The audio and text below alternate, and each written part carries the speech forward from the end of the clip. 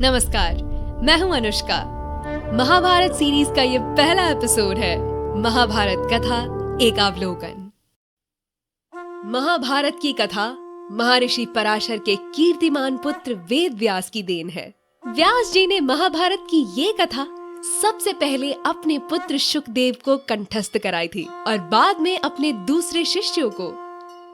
मानव जाति में महाभारत की कथा का प्रसार महर्षि वैशंपायन के द्वारा हुआ। वैशंपायन व्यास जी के प्रमुख शिष्य थे। ऐसा माना जाता है कि महाराजा परीक्षित के पुत्र जन्मेजय ने एक बड़ा यज्ञ किया। इस महायज्ञ में सुप्रसिद्ध पौराणिक सूत जी भी मौजूद थे। सूत जी ने समस्त ऋषियों की एक सभा बुलाई। महर्षि शौनक इस सभा के अध्यक्ष हुए। सूत जी ने ऋषियों की सभा में महाभारत की कथा प्रारंभ की कि महाराजा शांतनु के बाद उनके पुत्र चित्रांगद हस्तिनापुर की गद्दी पर बैठे। उनकी अकाल मृत्यु हो जाने पर उनके भाई विचित्रवीर्य राजा हुए। उनके 2 पुत्र हुए, धृतराष्ट्र और पांडु। बड़े बेटे धृतराष्ट्र जन्म से ही अंधे थे, इसीलिए उस समय की नीति के अनुसार पांडु को ही गद्दी पर बैठाया गया। पांडु ने कई वर्षों तक राज्य किया। उनकी 2 रानियां थीं, कुंती और माद्री। कुछ समय राज्य करने के बाद पांडु अपने किसी अपराध के प्रायश्चित के लिए तपस्या करने जंगल में गए। उनकी दोनों रानियां भी उनके साथ ही गईं। वनवास के समय कुंती और माद्री ने 5 पांडवों को जन्म दिया।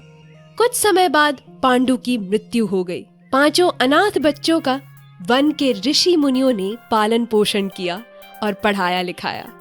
जब युधिष्ठिर 16 वर्ष के हुए तो ऋषियों ने 5 कुमारों को हस्तिनापुर ले जाकर पितामह भीष्म को सौंप दिया। 5 पांडव बुद्धि से तेज और शरीर से बली थे। उनकी प्रखर बुद्धि और मधुर स्वभाव ने सबको मोह लिया था। ये देखकर धृतराष्ट्र के पुत्र कौरव उनसे जलने लगे और उन्होंने पांडवों को तरह तरह के कष्ट पहुंचाना शुरू किया। दिन पर दिन कौरवों और पांडवों के बीच बैर भाव बढ़ता गया। अंत में पितामह भीष्म ने दोनों को किसी तरह समझाया और उनके बीच संधि कराई। भीष्म के आदेश अनुसार कुरु राज्य के 2 हिस्से किए गए। कौरव हस्तिनापुर में ही राज करते रहे और पांडवों को एक अलग राज्य दे दिया गया, जो आगे चलकर इंद्रप्रस्थ के नाम से मशहूर हुआ। इस प्रकार कुछ दिन शांति रही। उन दिनों राजा लोगों में चौसर खेलने का आम रिवाज था। राज्य तक की बाजियां लगा दी जाती थी। इस रिवाज के मुताबिक एक बार पांडवों और कौरवों ने चौपड़ खेला। कौरवों की तरफ से कुटिल शकुनी खेला। उसने युधिष्ठिर को हरा दिया। इसके फलस्वरूप पांडवों का राज्य छिन गया और उनको 13 वर्ष का वनवास भोगना पड़ा। उसमें एक शर्त ये भी थी कि 12 वर्ष के वनवास के बाद 1 वर्ष अज्ञातवास करना होगा। उसके बाद उनका राज्य उन्हें लौटा दिया जाएगा। द्रौपदी के साथ 5 पांडव 12 वर्ष वनवास और 1 वर्ष अज्ञातवास में बिताकर वापस लौटे, पर लालची दुर्योधन ने लिया हुआ राज्य वापस करने से इनकार कर दिया। अतः पांडवों को अपने राज्य के लिए लड़ना पड़ा। युद्ध में सारे कौरव मारे गए। तब पांडव उस विशाल साम्राज्य के स्वामी हुए।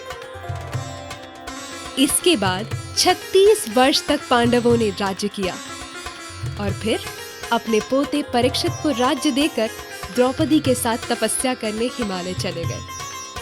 संक्षेप में यही महाभारत की कथा है। दूसरा एपिसोड है देवव्रत।